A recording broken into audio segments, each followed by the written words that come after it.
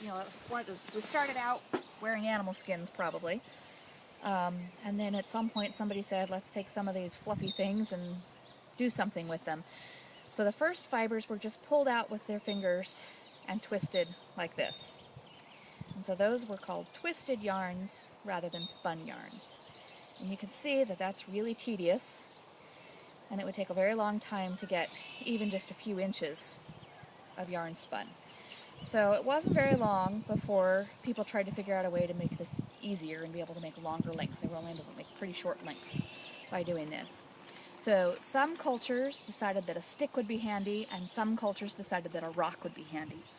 So the rock idea looks something like this, and it was a way to wrap the yarn around the rock, hold on to it, save it for later, and organize things a little bit. And it gave you a pendulum so that you could put some pressure on there and use your centrifugal force and actually spin the yarn. The stick would have looked kind of like a crochet hook, would have had a hook at one end that they carved, and they just would have twisted the stick in their hand, hooked the fiber into the hook, and drawn it out, and then wound it onto the stick and done a few more yards. So you can see that would make it much more efficient to make some yardage. Eventually, somebody got the bright idea, we can make it even easier. We can put the stick and the rock together, and voila, we get the drop spindle.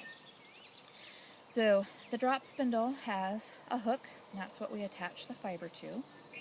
It has a whorl, which is the round part. That's what creates our centrifugal force to create twist. It can be at the top of the spindle, it can be in the middle, or it can be at the bottom. It can be a variety of different sizes and weights, depending on the end result that you're looking for your yarn. And it can be made out of a lot of different materials. It could be wood or bone or ceramic or stone. It could be a potato, for that matter. I mean, you could literally stick a knitting needle in a potato and you have a drop spindle. And then you have the shaft, and the shaft is what we use to store the yarn. So when we get fiber off of animals, we're going to use sheep's wool today. When we get it off the animal, we have to harvest it somehow. For most animals, that means we give them a haircut.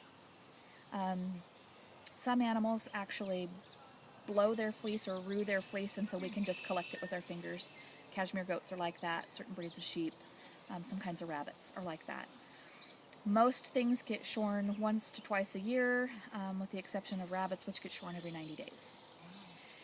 So once that fiber comes off of most things, rabbits are pretty clean, but everybody else is kind of piggy. And so they lay around in the hay, and they walk through weeds, and they lay in the dirt, and so it's pretty dirty. So the first thing that has to happen is all of the debris has to get picked out. So any seed heads or bits of hay or that kind of thing have to get picked out. It has to get washed because it's dirty and it's full of sheep sweat or llama sweat or whatever. And then it needs to be organized in some fashion to be spun usually. So we do that by using tools like hand cards or combs or machines. So this is a roving, and it came off of a commercial machine that basically went through and combed the fibers and got them so they weren't tangled, and then lined them up. If you look, you can see that the hairs are all going in the same direction. They're pretty much parallel. The machine did that for us, and then it kind of spit it out in a big long strand. There's yards and yards of this. So that's one preparation, and that's the preparation we're going to use today. And what did that come from? This came from a carding machine, and so it's called a roving. This is sheep. Sheep. Mm-hmm. So this is what we're going to use today. There are several other preparations that you could use. Each individual hair that makes up wool has scales on it, and so what we want to do is rough up those scales a little bit, because when we introduce twist, they'll lock together, and that's what keeps the yarn from drifting apart later. So the twist is like the glue that holds the yarn together, and by roughing up the scales, we give it something to kind of grab onto. So we do that through a process called drafting. And drafting just means that we're going to pull on the fibers a little bit until they slide past each other. See how you get a little bit of slip there if I pull gently? The act of doing that, the friction, roughs up those scales and helps them to grab each other. There's a couple more reasons we draft. One is that we want to choose the thickness of our yarn. Probably not very many people want yarn this thick. There's probably not a whole lot of uses that you want super, super thick yarn like that for. So we're going to thin it down into the thickness that we want, and that might still be fairly thick, or it might be really, really fine for like lace. As we draft, we're introducing air into the fiber, and air is where insulation comes from. We're trying to create something warm, so we want that air pocket in the yarn to help give us loft and bounce and memory and insulation. So drafting is very important, and we want to make sure that we're doing that as we make our yarn. Now, fiber has a length. Sometimes it might be 2 inches long, sometimes it might be 12 inches long, depending on where it came from and how long it was on the animal before it got shorn off. So if I put my hands really close together and pull, I'm not going to be able to draft this fiber because I'm pulling on opposite ends of the same hair. So I'm just going to have tug-of-war. But if I put my hands a little bit further apart and pull, I achieve that drafting motion, and it starts to slip because I'm not pulling on the same hair anymore.